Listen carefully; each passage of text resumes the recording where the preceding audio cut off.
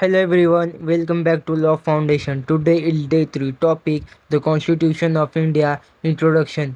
In this video we will cover the following points. What is Constitution? Why is the Constitution is important? Who made the Constitution of India? And when did the Constitution come into force?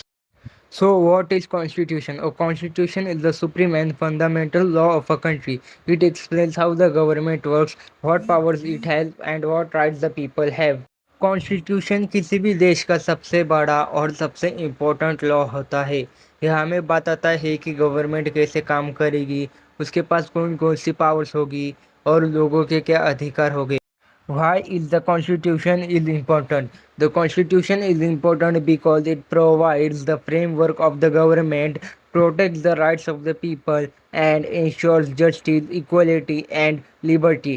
Constitution इसलिए important है क्योंकि ये government को चलाने का framework देता है, लोगों के अधिकारों की हिफाजत करता है और सबको न्याय, बराबर के अधिकार और स्वतंत्रता दिलाने में मदद करता है।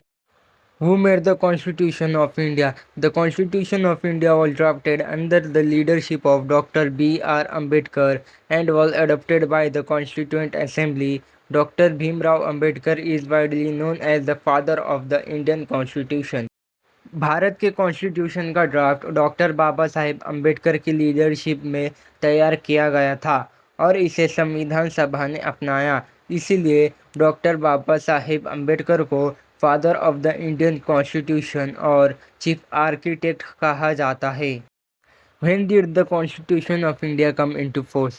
The Constitution of India was adopted on 26 November 1949 and came into force on 26 January 1950.